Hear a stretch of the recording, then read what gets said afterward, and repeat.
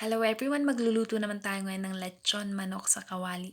Prepare lang ulit natin dito yung ingredients natin. Soy, oyster sauce, sugar, pepper, onion, garlic, ginger, bay leaves. Kung wala kayong lemon o kaya calamansi, pwede namang vinegar lang.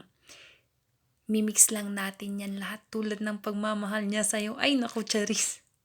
So ganyan, wag natin kakalimutan lahat ng sangkap na yan para yung outcome ng chicken is flavorful. Punong-puno ng pagmamahal. Di ba?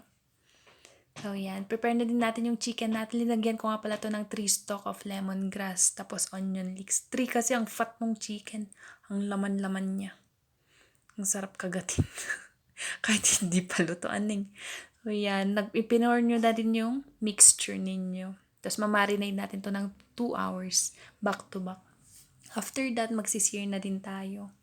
Lagyan nyo lang ng konting oil. Ayan. O, tignan nyo. Tingnan niyo yung outcome niya.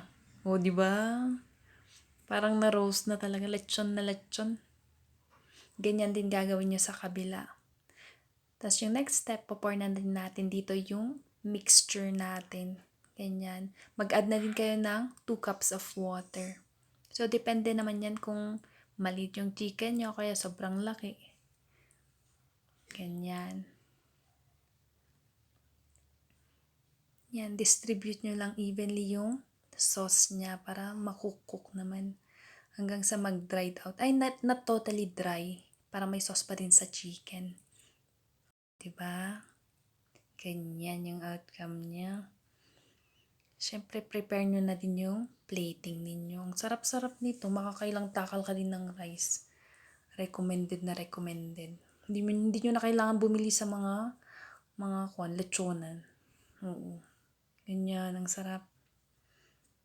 Pwedeng-pwede kahit anong okasyon, mapa-birthday, binyag, ganyan. Kaya anniversary ninyo ng loved one mo. Diba? Ang tender pa. Nanunod talaga yung flavors niya. Okay na yan. Ciao! Bye-bye!